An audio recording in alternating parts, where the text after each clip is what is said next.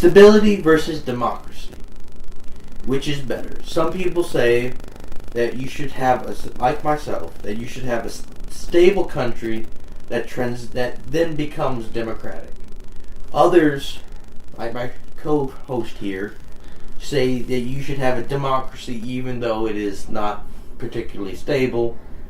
I just happen to disagree. Now, in this case, France was slow to act.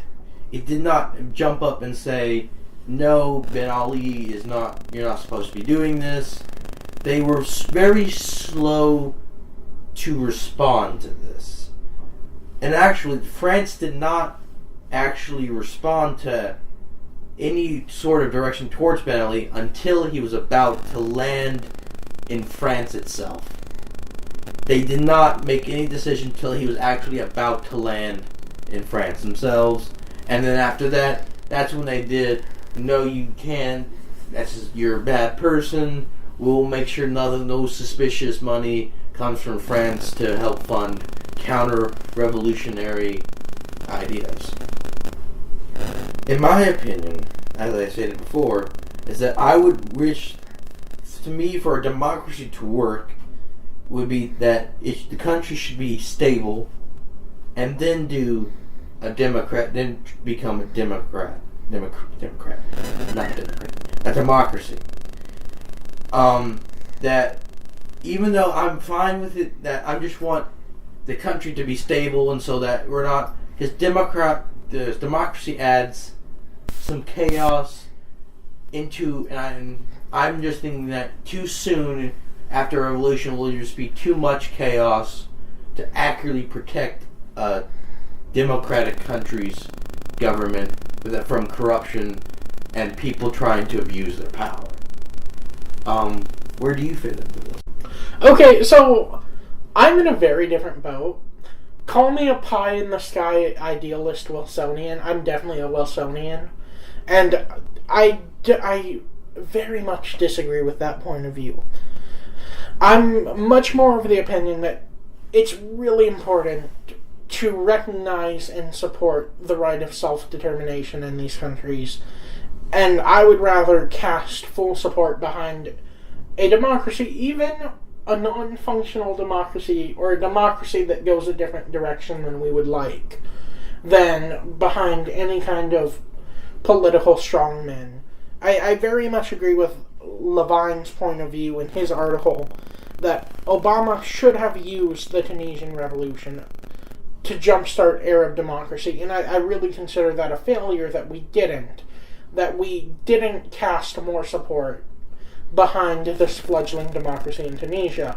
But before I get further into my ideas, I'm very curious. You say that you would rather have a stable system that transitions into a democratic system.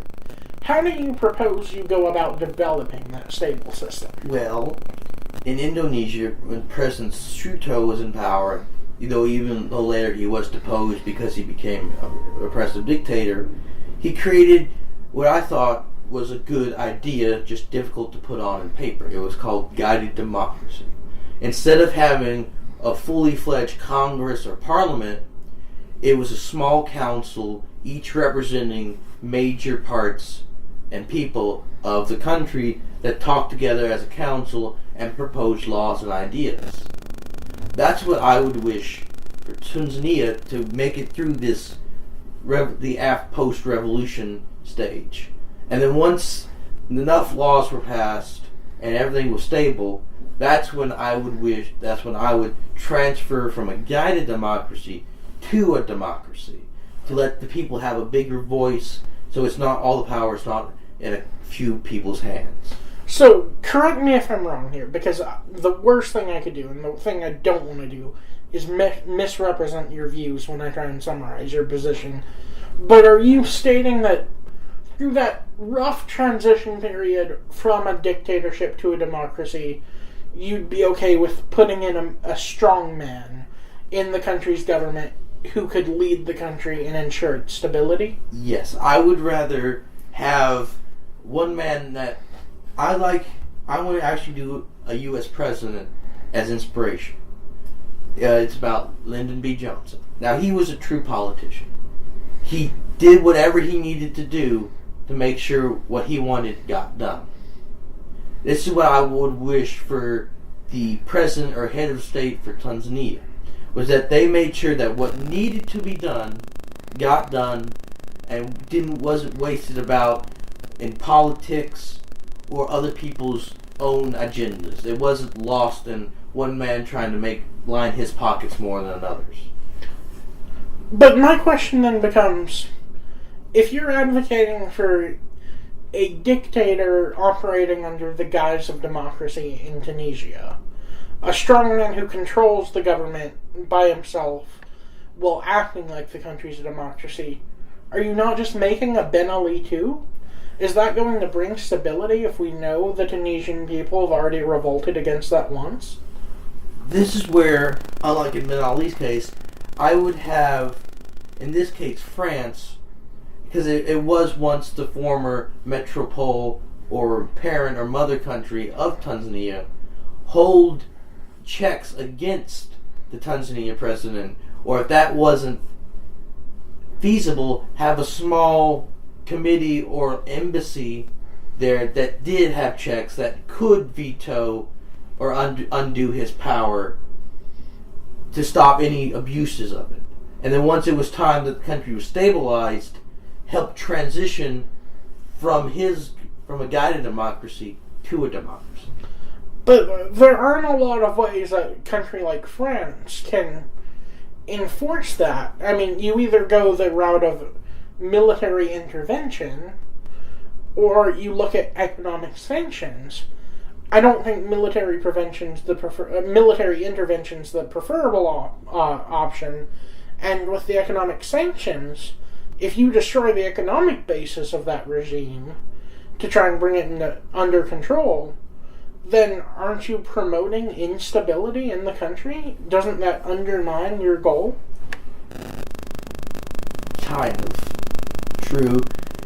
This is why would be as if it was in an ideal world. My view. Where it wasn't with human greed. This is the major problem of my viewpoint. Was that this requires someone who's strong enough to make people do what's good for the country, but yet also humble enough to let go of the power at the end. You want a Cincinnatus? Yes, I would like someone like that. I want someone that can have the power to do what's necessary, but then also at the same time realize this is too much. To give it away. This is my major problem with this. This is an idealist view. I will truthfully admit this. This is not going to ever happen. My viewpoint. This will probably end up in another dictatorship and it'll cause further chaos. But in an ideal world, this would to me be the best way of going from a revolution to a democracy. If only it were that easy. Yes. If only the world was hopes and dreams.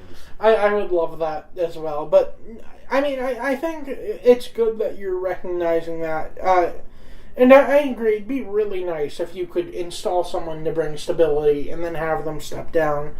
But I think, in absence of that, just looking at the historical record, you look at the juntas in Latin America, you look at the Shah of Iran, anytime you've tried to put in a strong man, it works for a while. Maybe a decade, maybe 2 decades. But long term, it's a failure, and it usually ends up hurting the country trying to enforce that.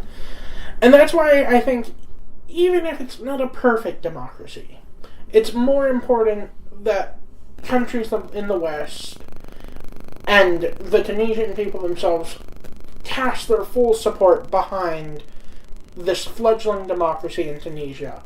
I agree with this. That would be my real world solution to this problem. Was that it would be a democracy and not have any in transition between it. But since we're at about my values, this is my value for an ideal world. That we have one person who can bring the chaos of a post-revolution era of a country under control, but then late to release it.